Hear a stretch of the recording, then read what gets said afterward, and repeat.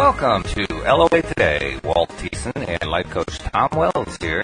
Today is Monday, February 19th, 2018, 8 a.m. Eastern Time. Your first daily dose of happy for the day. Happy Monday. Happy week to everybody. This is the beginning of another great week, and I say that because I know a lot of people feel that Monday is like, oh, God, it's another Monday. But that just depends on how you decide to look at it. This could actually be a great week for you if you start off the day with a daily dose of happy. So congratulations on tuning in, and we're going to help get you going because, Tom, it's all about the attitude. It's all about how you decide you're going to go into it. If you go into it with a bad attitude, you're going to get exactly what you expect.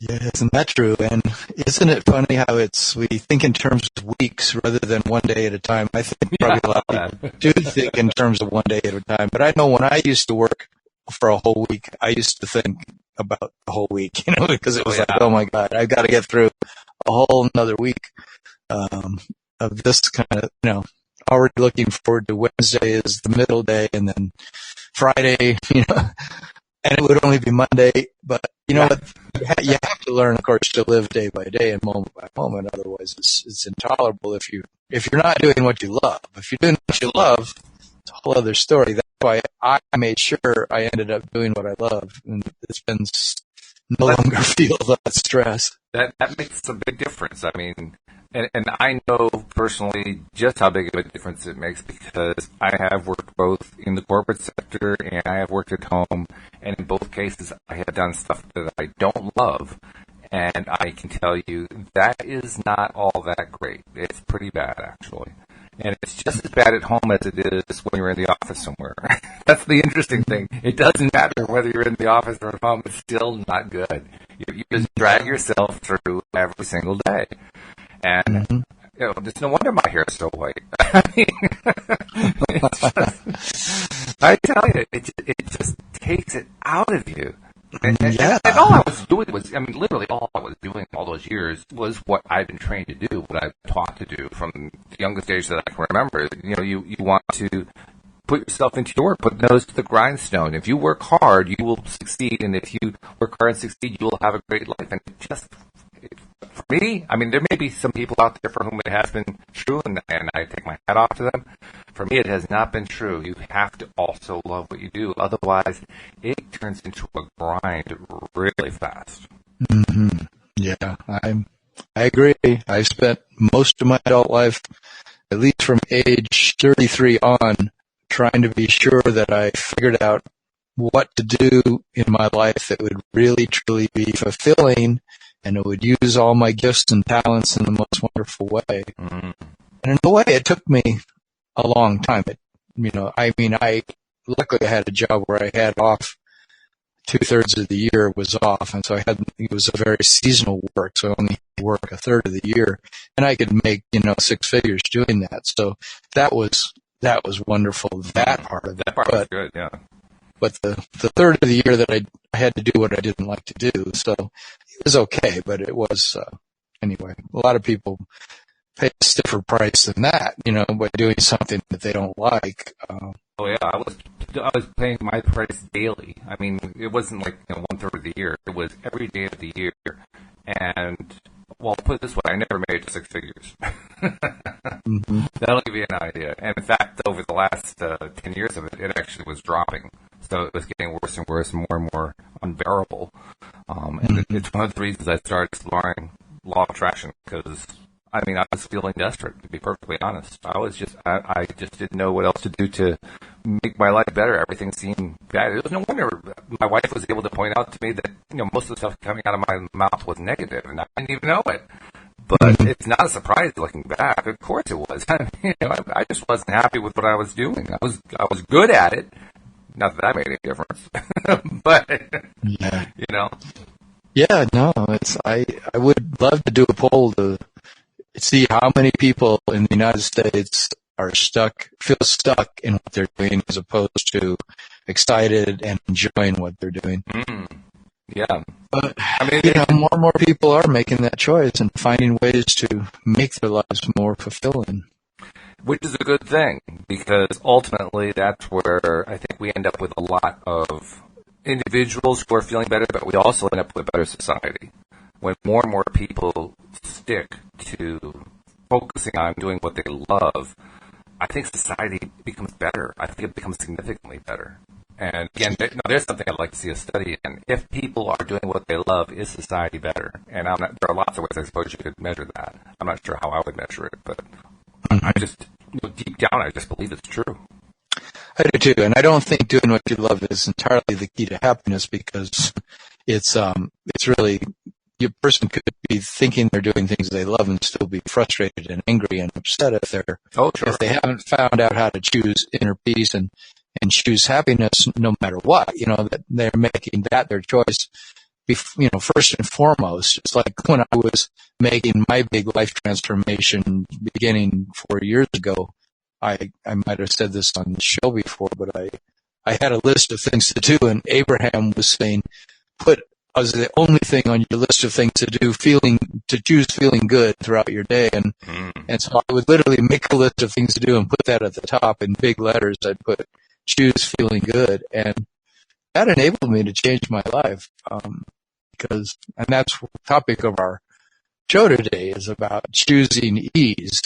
How do you choose to live a life of ease, and how the heck can that get you the things that you want to manifest in your life? It's a really good idea. That's the first thought, because we have this whole social teaching that says, no, you got to work hard, you got to put your nose to that grindstone, you got to go after it.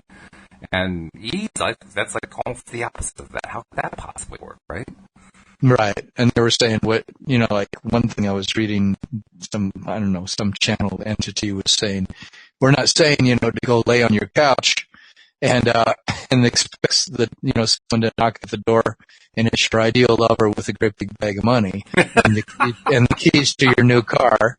It's like, and I was saying, ooh, that'd be cool. But that's not how it works,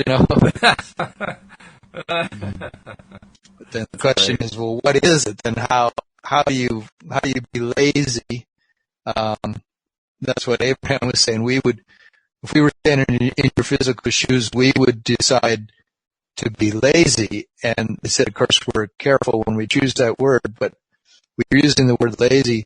Give yourself permission to be lazy, and then the things that are already in your vortex will be able to flow to you when you're, if you get beyond the unpleasant connotation that word has. Which is not easy to do. No, because most of us, we have the flawed premise. They said it's the most flawed premise of all flawed premises that exist. Really? And that premise is that the more you do, the more you're worth. That's the most flawed premise of all flawed premises, that the more you do, the more you're worth. And I certainly have learned that a lot in my life, and I've definitely attracted people into my life who believe that. My ex-wife strongly seemed to believe that the more she does, the more she's worth, and, of course she says it's just how she's happy when she's doing. And, I wasn't as happy as she was to be constantly doing things, but I certainly learned that work ethic. And, I didn't learn that the better you feel, the more you allow things to flow you from your vortex. That you've already put everything you want through an entire lifetime, and maybe many lifetimes you put into this vortex, enough for lots of lifetimes of enjoyment and enjoyment and enjoyment. But how do you let yourself have all of those things that are there for you? And they say, well, the way that you let yourself have them is you find out how to feel good, you relax, you chill out, and then those things will flow to you. And it's like, wow, really? That's how it works? It's almost disappointing, isn't it, to hear it that way? Well, it is. Well, if you think it's on your shoulders and you think it's you, and that you better get your act together, buddy. You better, make your effort. What are you doing getting out of the house at 10 a.m.? You got to get out of the house at 8 a.m. and be going at it, man. Because you're not gonna get anything by being too relaxed. 8 a.m.? What are you kidding? The early bird catches the worm at 7 a.m. Well, yeah, depends on how you think. No, it's true. Which completely ignores the fact that the predators who are going after you also know that you're up at 7 a.m., so they figure that you're an easy catch at that time. Oh, that's funny. Yeah, I used to do really good in my job by getting out there really early, because I was in a sales situation, and if I could beat the competition, I often got a lot more money by working from 8 a.m. till 10 really hard than I did by showing up at 9 a.m. and then starting to work really hard. And often my competitors would have already gotten ahead of me. So yeah, there's a lot in the workplace that tells you that working hard is your key to success. And yet there's also the evidence the other way. And I noticed this a lot, particularly during my self-employed years, which I guess I'm still in, actually. But especially in the early part of those years, and even the middle of them, I noticed that there are many people, both in my competition and in my clientele, who, for lack of a better term, they live magic lives. They could really, and they didn't even have to be good at what they did. They could screw up royally, and they'd still do better than I did. I could put out absolutely perfect work, pristine, absolutely perfect work, and not produce as much as they do. Not in terms of the amount of work done, but in terms of results. Mm-hmm. In terms of getting clients coming, I mean, literally, I can't tell you how many stories I've heard from people, or especially during that period, how many stories I've heard about people who had clients just walking into their door, just calling them up out of the blue. And I never had that. I had to go out of my way to find clients. Now, I had no idea how much I was working against myself, and now I understand that's really what was going on. But at the time, I was perplexed. I mean, I literally had practically pulled teeth to get clients. And once I got a client, I did really well by them. I gave them great service. I gave them ridiculously good pricing. And it didn't lead to other clients. I never got the word of mouth going. I didn't understand why. I couldn't understand why that was happening. And yet there were people I knew who were half as good as me, who, the people were pounding on the door, and I'm saying, what on earth is going on here? I don't understand. Now, how do you explain it, now that you do understand? Well, I know a large part of it was my attitude toward myself. I didn't realize that actually played a role in it. Because I was, and even to this day, I still am to a certain extent, although I'm getting better at it, I was really rough on myself. And if you're rough on yourself, first of all, when you're rough on yourself, you very often don't realize you're doing it. And second of all, when you're rough on yourself, you're setting yourself up mentally for loss. Mm-hmm. And I didn't know that. How were you rough on yourself? Oh, extremely critical. I mean, I would set ridiculous standards for myself to reach in terms of, how hard I worked and what kind of a product I would put out and so forth. And I put out good stuff. It's not like I didn't. It's just that I paid a very high price to do it. And I paid a price that really was, from an LOA perspective, working against me. And I didn't understand that. I had no idea I didn't know that was even possible. But it was. And it wasn't that I was, bad toward clients. On the contrary, I was great with clients. I was really great with clients. I was just lousy with myself. I was really rough on myself. You were a perfectionist, essentially. Yeah, perfectionist. You pretty much believe that if you put out a perfect product and you did tremendous amount of striving and huge amount of effort, that's how you would get the best results. And it was true. And somehow you grew up believing that. Yeah. Right. And somehow I couldn't avoid growing up that way. I mean, it was practically shoved down my throat. Yeah. Right. Somehow, are you kidding? It was my entire experience growing up. Okay. Yeah. Yeah. Well, I think I was too. I mean, I'm surprised that I still do it to the degree that I do. I think that I've relaxed so much. I've taken the last 4 years since I started hearing Abraham talk so much about how everything comes through ease and chilling out and relaxing rather than being diligent, And I remember reading this thing. They said, we think you should be a lot less diligent. And I thought, really, diligence? Wow, diligence has always been a word that I associated with honor and, that's self-esteem. If you're, and the word proactive, they didn't like that word. And I'm thinking proactive meant, you get on top of the situation, you see it coming and you handle it.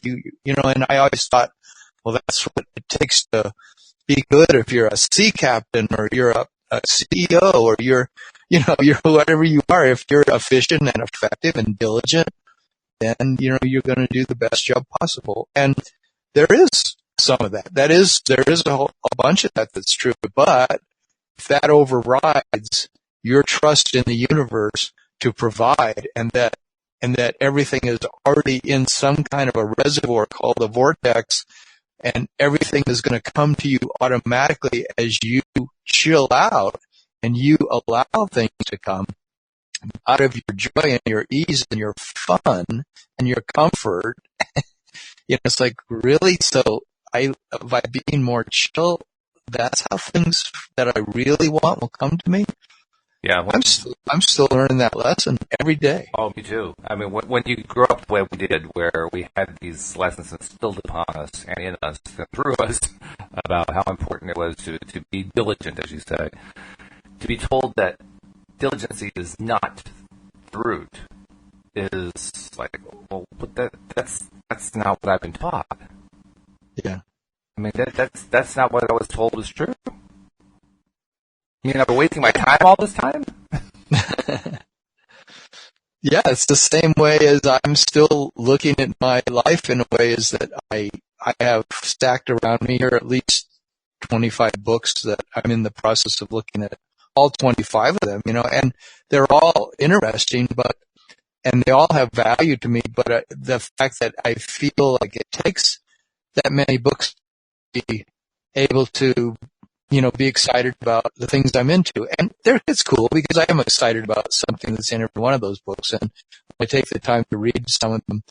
It's great, but they kind of represent to me still that old paradigm of thinking that I need a whole lot of resources in order to have the life I want to have, rather than the fact that doesn't the universe somehow provide a bunch of joy for me if I just relax? Isn't it in my vortex?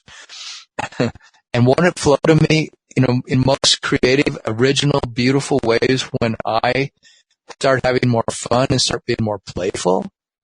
Yeah, that was actually a different thing for me. Learning to, even attempting to learn, to reach for happiness and joy every day. Because I thought, like most people, I thought that was something that was the residue. That's what came as a result of all the hard work and all the diligence. And of course, when I found that didn't actually work, well, I was willing to look at alternatives finally after so many years. And, in the course of studying the law of attraction, that's when I started paying attention to it. But even so, that's a big transition to make when you're not used to thinking that way. So I've been working for like pretty much the last 8 or 9 years, and trying to do just that, trying to get myself happier. And it's a strange thing. Well, it's not terribly strange when you think about it. How did I try to do it? I tried to do it by being diligent about it. Yeah. But literally, it's what I knew how to do. I knew how to be a hard worker, so I tried to be a hard worker about it. But hard work isn't the way to do it. And so you're trying to learn a new skill, but you can't use some of your old skills. You can use some of them, but there are others you can't use. Yeah. And a lot of it's trial and error, too, because there are a lot of people out there who have a lot of different ideas about, well, here's how you can, live the life of your dreams. Here's how you can manifest what you're looking for. This is what worked for me and so forth. And I would try them, and I could just tell they weren't for me. So I was going through a lot of different possible ways of doing things, different processes and so forth, trying to find the ones that work for me. Slowly over time, I have found some. But it's taken a lot of experimentation to do it. Just recently, yesterday is when I started doing the latest one, and it's one I've been putting off doing for years. I've known about it for a long time.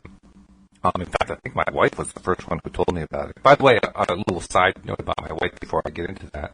My wife has long told me that she would much rather be a human being than a human doing. And early on, I thought she was crazy. Now I'm completely on her side. Yeah. But Sure. just as a side note there. But no, what she and others had actually told me about was what is called mirror work, where every day you look at yourself in the mirror and you talk to yourself and you say, "I love you" to yourself, and you appreciate yourself. You do it looking into your own eyes. And I think I put it off very much for the same reason most people do, because at first it's uncomfortable. I mean, it's like, oh, I hope nobody sees this. I just can't even look there. That's just like, that's not. Well, we'll do something else. Well, yesterday I actually decided to give it a shot. I decided, okay, it's about time I actually try this thing. And you know what actually did it for me? What convinced me to try it? I heard that it was something that Jack Canfield recommends, and I think very highly of Jack Canfield. Jack Canfield, of course, being the author of Chicken Soup for the Soul and one of the presenters in the movie The Secret. And Jack is just, as far as I'm concerned, if Jack says it, I want to pay attention to it. Well, I learned just a couple of days ago that Jack recommends doing mirror work, and the reason he recommends it is because he says he did it for 30 days, and after 30 days, all of his negative self-talk stopped. And I said, "Oh, okay." No, he wasn't talking about manifesting anything. He wasn't talking about, oh, here's this great reward you're going to get. Your self-talk, your negative self-talk is going to stop. I mean, I've been wrestling trying to get that down, and I haven't gotten it down, but I've been trying to get rid of that for the longest time. To get rid of that, to replace it only with positive self-talk, shoot, if Jack Canfield recommends that, I want to give it a try. So yesterday, I started my first day doing mirror self-talk. I woke up this morning before we did the podcast. I did my second day, so I got my first 2 days done. 2 down, 28 to go. Good. Congratulations. Yeah. Well, I'd love to hear it. I'd love to hear how that goes. I'm sure you'll tell us. That's why I'm telling you now, because this kind of holds me to it, Yeah, this is the beginning. Yeah. Okay, I'll hold you to it. Yeah, the thing that I was wanting to talk about a little bit was how ease comes into one's life. I mean, for me, like for some of those that you talked about who always had it seemingly so easy when you were struggling so hard to be successful in your career, and they just had these clients flowing into them, and they were making money hand over fist. And that there's a certain attitude that certain people have. Which basically they're lighthearted, maybe a little bit more lighthearted about their lives, and maybe they more have seen results by being a little more relaxed, a little bit more chill, and then some folks like you and I have to learn it, over and over again, or learn it the hard way. But if we don't really learn it the hard way, we learn it the easy way. But it's the last 4 years I've been especially listening to Abraham when they say, that everything you want will come from relaxing and being less diligent. And so it's been this amazing process of practicing that day in and day out of what does it feel like to me when I do the next best feeling thing in my day, rather than following a list of things to do and just checking things off. What does it feel like when I put feeling good as the first thing on my list of things to do, and I put trusting what's in my vortex is going to come to me, and I ask myself what really feels good, and it turns into this day of like following the path of chilling out, following the path of feeling easy and feeling relaxed. And I guess the point I'm making is that has been an evolution. It hasn't happened overnight for me. I'm slowly learning to trust ease as the way to get the things that I want, that instead of trying hard and being stressed out about not having something yet manifest in my life, to learn to relax and that it will come to me.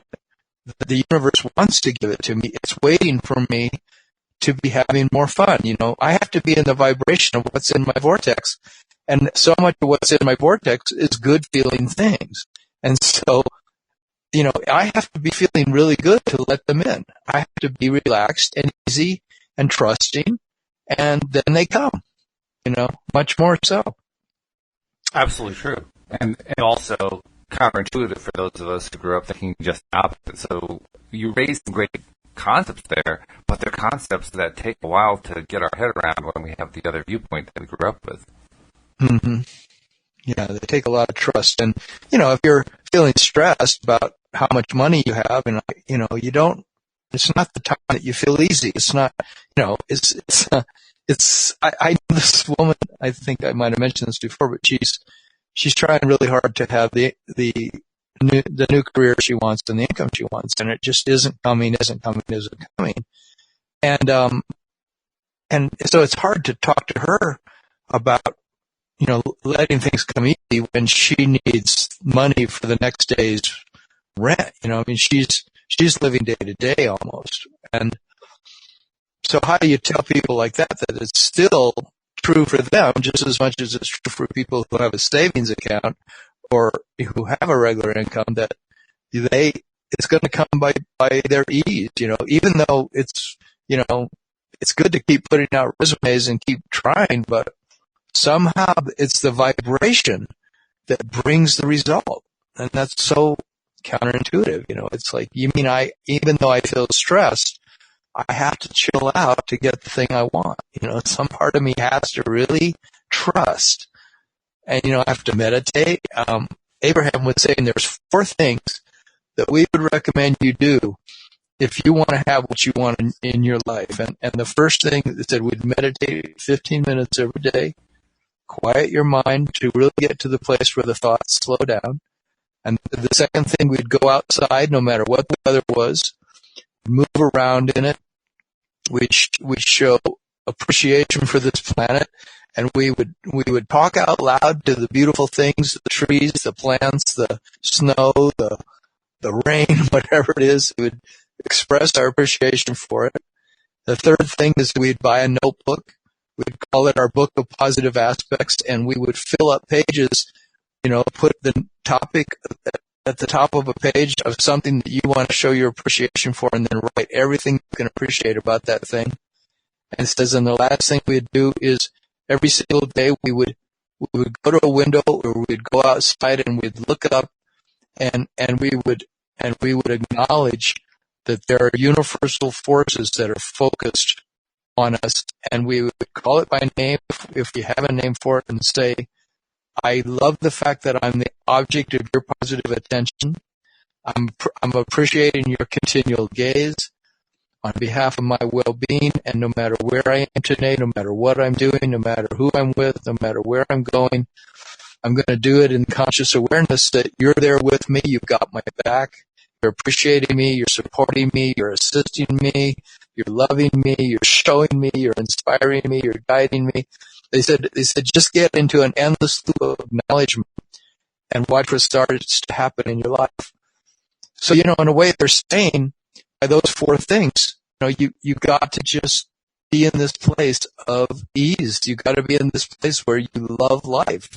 You're in the place of great appreciation, and you trust that there's a higher power, that there's this infinite source of wisdom and love and power that is going to make sure you're okay.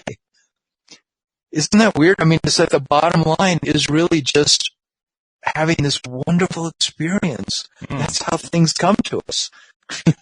And we're not doing it alone. Let's underline what the 4 things are again. So there's meditation. What were the 4?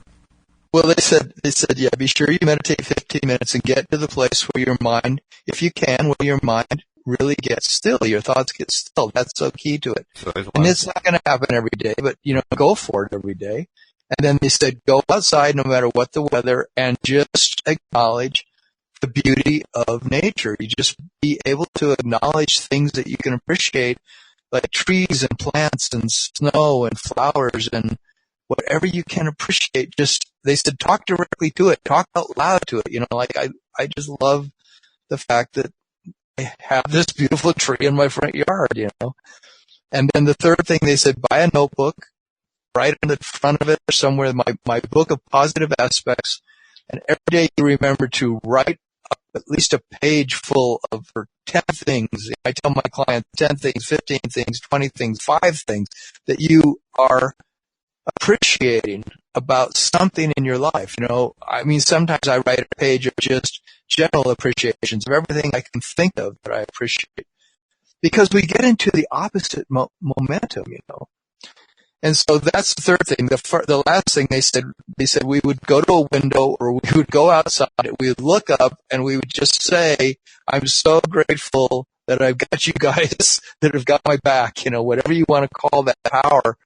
We call it God, you call it all that is, you call it the great mother, you call it, your heart, your soul, whatever if you have something you speak to in that unseen realm, speak to it, and say that I'm so grateful that you got my back, that you appreciate me, that you love me, that you assist me, that you acknowledge me, that you inspire me, that you guide me, that you help, you're having fun with me, that, acknowledge that's unseen love is really there. There really is something in the unseen realm that is so focused on us. It wants us to succeed so much. And we don't spend enough of our time, it seems a lot of us, acknowledging the fact that we have help. We have tremendous amount of help. And I know that's been huge for me, because I so much have spent my adult life thinking that it's on my back, it's on my shoulders to make things happen. If I want to have a good life, I've got to be diligent. I've got to be proactive. I've got to be on top of my game because there's nobody else that's going to make things work out for me. And they're saying, no, it's not true. There's all kinds of things that are going to make sure things work out for you. It's actually the total opposite. It's the total opposite. That's what the mind-blowing thing. Mm-hmm. There's tons of things that are going to make sure that we succeed and that we have the life we want. And that's why we have to go easy. That's why we have to chill out. That's why we have to relax and get more comfortable and have more fun because it's going to work out. And it's like we don't believe it. It's like, it's true. Do we? By the way, so much of the time, I don't believe it. There is one other thing that we want, or a couple of things we want people to do as well, but these aren't things you have to do daily. This is something actually we want you to do just now. And that is, first of all, we want you to make a note because Tom and I are going to be doing our second evening program strictly for the purpose of giving people the opportunity to call in who have wanted to call in but just can't do it during the day. So Tuesday night, 9 p.m. Eastern Time, we'll be on and we'll be available to take your call. And if you're looking for some help, we'll be glad to give you some help. If you just want to share a win, we'd love to hear sharing a win. If you just want to tell us what you think about the show, you can tell us what you think about the show. If you want to tell us about what your favorite manifestation story was, we'd love to hear that. We love hearing stories. But it's your opportunity to talk to us and get into the conversation because, it's one thing for Tom and I and Wendy and I and Cindy and Joel and David. It's one thing for us to talk with each other on these podcasts, but it's even better when we get somebody from the audience who's listening in because that just brings another perspective. And every new perspective, as you know, Tom, that new perspective makes all the difference in the world. So we want to encourage people to call in. The other thing we want to encourage you to do is if you are listening to this live, you're probably listening at the website loatoday.net on the homepage because there's a player there for listening to the live broadcast. But if you're listening to this as a podcast, as a recording after the fact, you can find out how to connect to us on Tuesday night by going to that homepage at loatoday.net, and you'll see instructions there about how to reach out to us, as well as how to subscribe, so that if you are not yet a subscriber, you can become a regular subscriber and get all of the episodes coming directly to your smartphone or to your computer or however else you like to listen to the podcast. So we want to encourage you to subscribe and to share, because once you subscribe, there are lots of social media icons there that you can click on to share that you found us and that you think your friends will be interested too. And you're safe in doing that because we're finding that on average, even among people who aren't subscribers, on average, every person who comes to the website listens to 30 podcasts per month. So clearly they're enjoying this a lot. They're getting a lot out of it. And you're doing your friends a big favor by telling them all that. So that's not something you have to do on a daily basis. What Tom was outlining, those are the good things to do on a daily basis. This is just a one-time basis. And all you have to do is do it right now. I also wanted to make a note, Tom, in that list you gave us, number 2 and number 4 both involve going outside, which I think is interesting. Yeah, or standing at a window. Or standing at a window, but it's still pretty close. And the fourth one, actually, that one kind of surprised me a little bit in that, for me, when I'm trying to talk to and communicate with those who are in the non-physical, I think to look within to do that. They're saying look outside. I thought that was interesting. I thought that was interesting too, because I have heard that the entire thing lives within us. You know, the whole universe is actually inside of us, and I like it both. You know, but that's sort of like that old idea that somehow there's powers that be there up in the sky or something, but maybe it's just what they were saying that day. I don't know. You know, there might be other times where they talk about going inside. I mean, they were also talking, interestingly, and that one of the ones I was listening to about ease, they were saying, think of it as a shaft of light that's coming from your feet and going up entirely through you and then up and out, and that shaft of light is your connection to all that is it has so much power it was like almost like they were describing it in cosmic terms, you know, that there's this connection that we have to what is in our vortex that is so powerful and so capable of giving us everything we want that we just have no idea who we really are. And I'm getting that from a lot of things I'm studying these days about our infinite capacities as infinite beings. You know, if that's what's occupying our bodies, we're really these beings of light. And that might be a lot for some people to hear, but other people know that that's true. That if we are beings of light, that we're connected to some pretty powerful energy, and that the way these things come into our lives it's a whole paradigm shift from the way we were raised to believe, and that's why struggling and just being into striving and effort and struggle is so old school. You know, it's like it just isn't really the way things happen. Not to say that people don't go through struggles and sometimes have to work through them. I mean, and not that they don't get results by making effort. Yeah. You can get results by making effort. Oh, yeah. You know, I was also going to the fact that there are some people who are dealing with very dysfunctional aspects in their lives, and so sometimes you have to kind of struggle and work through that stuff and get yourself past that so you can get into a place where you can start being attracting and being an attractor. Obviously, if you're addicted to alcohol or you're a gambling addict or a drug addict or something like that, until you deal with that addiction, you're not going to get very far. I mean, that's just true. So there's going to be a certain degree of struggle of working your way out of that, and there's a great deal of strength to be gained from that struggle. But that doesn't mean your whole life has to be struggle. Mm-hmm. Yeah. It's just that there's resistance in us, and the resistance shows up in all kinds of ways, from an addiction to a dysfunctional relationship that we're in, or a dysfunctional job that we're at, you know, and it's a long-term product sometimes, or a health issue, you know.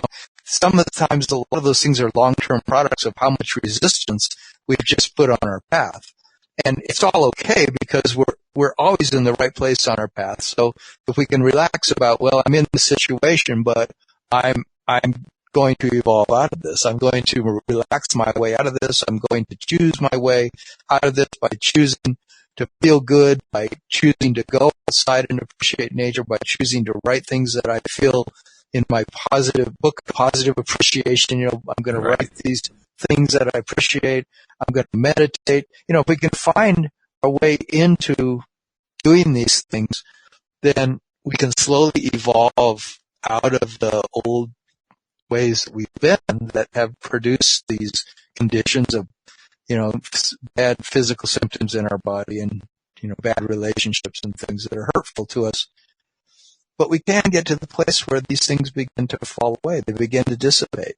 And that's what's happened in my life a lot. So many of the things that I struggled with have been able to dissipate slowly over time. And every day I feel is getting a little better, because I'm choosing to trust that I have a tremendous amount of help, that my infinite self knows what I need, all the stuff is already in my vortex. The universe is going to take care of me. It is taking care of me. I can relax. I can let go. I can have more fun. Yeah, right. In fact, the thought that kept going through my head, particularly during that last bit that you were talking about there, was relax already. Because so many of us get into this mode of, almost getting frenetic.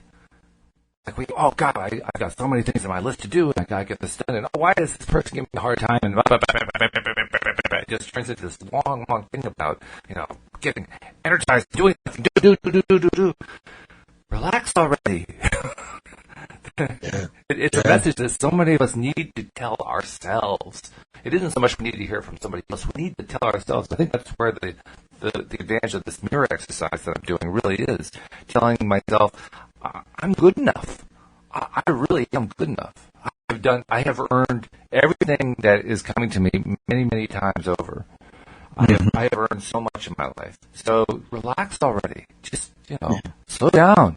Take it easy. Breathe. Enjoy life for a second. Hey, life is here to be enjoyed. How's that for a concept? Yeah, I mean, that's a huge one. I know the teacher from India I had for 40 years, that was pretty much his main message was, if you're missing today, if you're missing the enjoyment of today, it ain't ever coming back. True. Yeah. So if you're going to choose to miss it because you're uptight, well, you're not to blame for that. No. You are missing it. Yep. It's like get to the point where you're not missing it.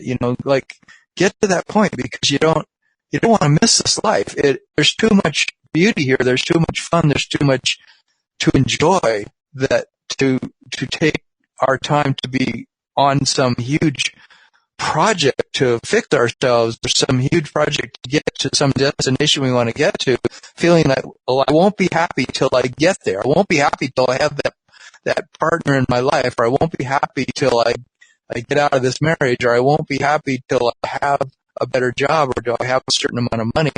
And if we put our happiness in the future like that, to the detriment of missing this moment of today and not being able to enjoy it, that's sort of like the saddest thing in a way. I mean, I know I've done it. I've spent a huge amount of my life looking for something in the future and feeling like, well, I can't really relax till I get there because I could end up broke, or I could end up, I hate the situation I'm in, and I've got to just keep diligently working to get beyond it. But it's not the diligent work that gets us beyond it.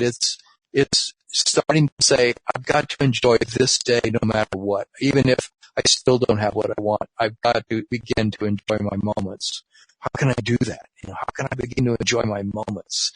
You know what got me to understand, well, not necessarily understand, got me to at least pay attention to the idea that this whole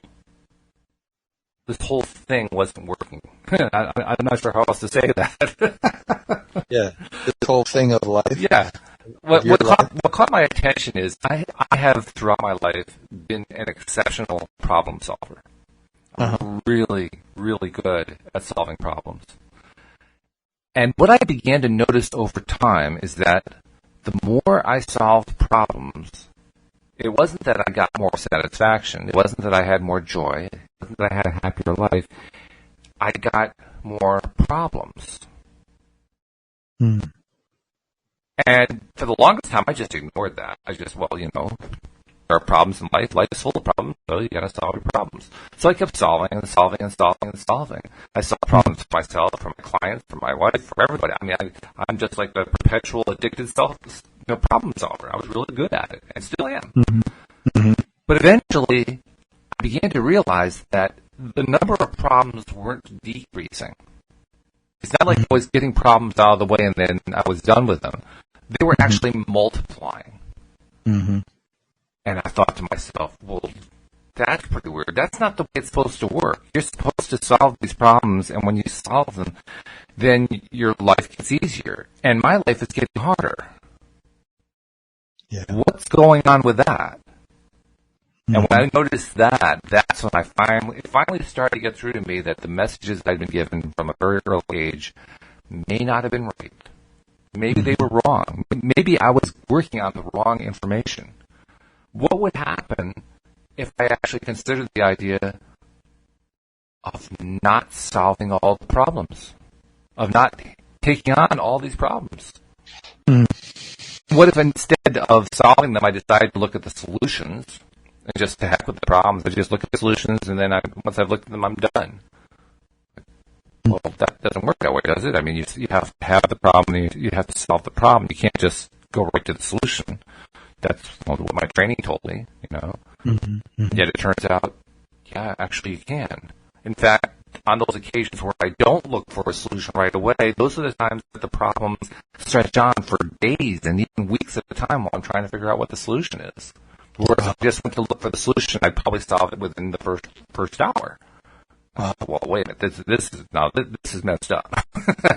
This is really, really messed up here. So I started dealing with all that, and I started recognizing it on a conscious level. And as I recognized it on a conscious level, that's when I first began to realize that the whole message I had been given from a very young age was wrong, which was quite depressing, I can tell you. Mm. But it was also empowering because I thought, well, among other things, if I can make the right change here, I won't have to solve problems all the time. Oh, thank God. Because I was so tired of it. I was so tired of solving. I mean, to this day, my wife, for instance, will call if she has a problem with their computer. My wife is not technically savvy on a computer. She'll be the first person to tell you that.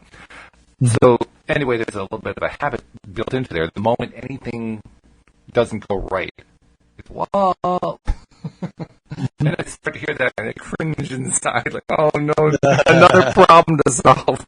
Yeah. Mm-hmm. And I've actually gotten to the point now where I'm trying to encourage her to solve her own problem. You know, just, if nothing else, run the troubleshooter, because there's a troubleshooter built into PCs these days that will solve most of them anyway. You know, so if, like, you know, you lose your internet connection, just run the network troubleshooter. It'll find it for you. You don't need me.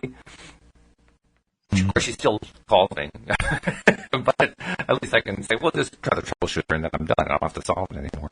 But just the whole attitude of letting go of solving problems takes a while when you have the old habit in place, but it really pays off. And it gets to the point where you realize, you know, I'm not solving problems like I used to. I don't get as many problems anymore. And life is actually better. It isn't worse, it's better. It's not like there's a whole pile of problems that I'm just leaving at the doorstep that don't get solved. They're actually just going away. They don't even appear in the first place. Yeah. That's so cool. That, you know, it's a law of attraction in action, you know, because absolutely, yeah. What you focus on, you get more of. And I had the same thing with my list of things to do. I took my list of things to do so seriously that, I mean, I remember so many times that, you know, my work was seasonal, so I worked during the whole school year, but then I had the whole summer off. And I would, by the time summer came, I had this list of, I would count it off, and it'd be up to 150 things that I was going to try to get done during those 3 months of, you know, May, June, July, you know, I had to go back to school mid-August and go back to work. But it was like 150 things, and it was overwhelming. And then but I realized over the years, I always had a ton of things on my list of things to do, and I always carried the burden of it rather than, I just carried the burden of it. You know, I thought I have to do these things, and I would look at it, I'd say, well, I do have to do that. I do have to do that. I do want to do that. I intend to do that. And isn't it funny too that when you feel that burden, the list gets longer? It doesn't get shorter, it gets longer. Oh, it never got shorter. It's crazy. It never got shorter. And the things would seem really important. And it took me, finally, I had sort of like, I was in a men's group, and the other guys in the men's group one time said to me, this was like about, I don't know, 6 years ago, they said, Tom, you know, one of the guys, he's an attorney, you know, and he goes, just he said, I want you to rip up your list of things to do. I said, what? He says, yeah, I want you to rip it up. So, we don't want to hear about it anymore in the men's group. We don't want to hear about all the things that you're not getting done. Just rip it up. And I want you to go an entire week without a list of things to do, you know. And he actually helped me. I actually did that. And it actually was the most amazing week I've ever had, you know, in my, you know, most of my adult life, because I really did let go. Was it hard to let go that first day? Oh yeah, yeah. It was like a huge catharsis. I mean, the whole thing of recognizing that I was at my rope's end. I could no longer live a life like you, in a sense of living for the sake of trying to accomplish all this stuff in my life.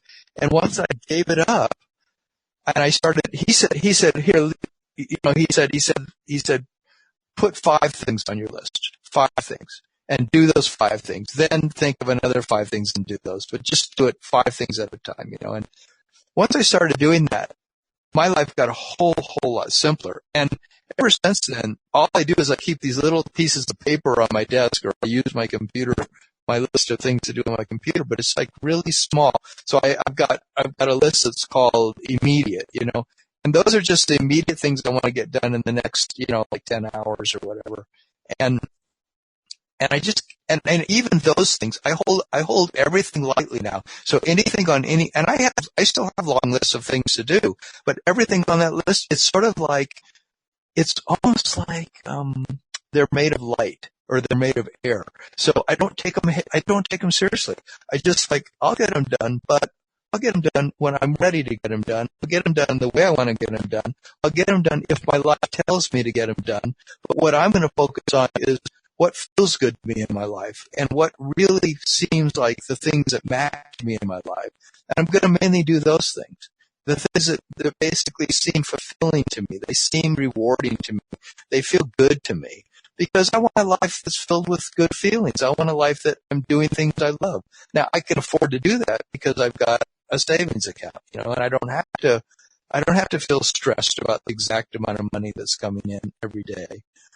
And that's a huge luxury. And I admit, then it's easier to not worry about every little thing on my list of things to do. But I've also learned that things happen because I relax, not because I stress. Yeah, that's true. In fact, it was applying that last principle you just identified. Things happen when I relax. That my list started to shorten. Mm-hmm. Once I started to relax and say, you know what, screw all that. I'm just tired of all that. I'm done with that.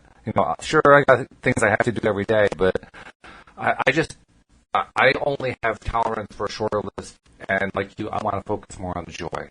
I want to focus more on feeling good. In fact, I want to spend as much time as I can during my day focusing on feeling good. And by the way, that's exactly what I'm going to do. And interestingly enough, my list has shortened.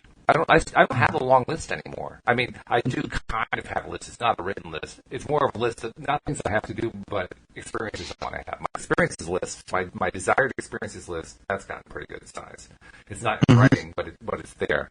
But my day-to-day list, you know how many things I have on my list, my to-do list today, besides doing these podcasts? One. No. I have one thing to do on my list, and it's an important one. It's the book. This book that we're putting together, right? But I've been trying to get everything else out of the way so that I could get to this, because this is the one that I really wanted to do.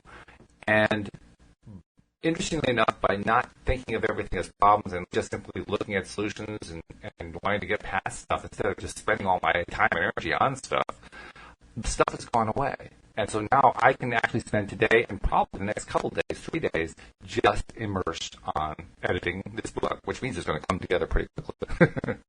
Yeah. And I found that's the way to get anything I want done is to like, let's say I make that little list of 5 things for today, and then I look at, well, what's the thing that I care the most about on that list? Yeah. And then I begin with that.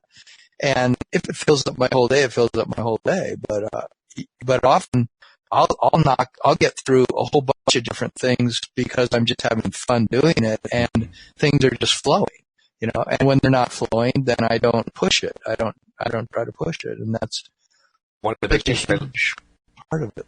It is. One of the things that I learned to do recently, and I'll define recently as within the last couple, 3 years, something like that, is I've learned to walk away from my work during the day for some period of time, just to get away from it. And I don't mean to take a break. I mean, yes, you take breaks too, because that's part of the mental health thing. I mean in terms of like a spontaneous break. Like, I have something I've been working on all day. Yeah, I took a break 10 minutes ago, but you know what? I need to take like a half an hour now. Not 10 minutes. I need to take a half an hour. I can just feel it. I am so overloaded right now in my mind. I just need to go take a half an hour So I'll take 20 minutes, because actually, as it turned out, I didn't really need the half hour, I needed 20 minutes. But I took the 20 minutes, and then I went back to work on the thing that I was doing. And I only continued to work when I was feeling good about it. I feel like, yeah, okay, here we go. We're going to get this done. This is going to be great. Solutions coming.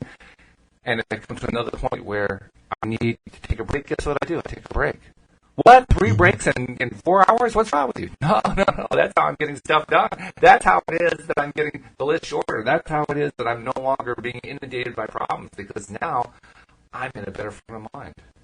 And it turns out that's what the difference is. Being in the better frame of mind is how the problems don't keep showing up. That's right.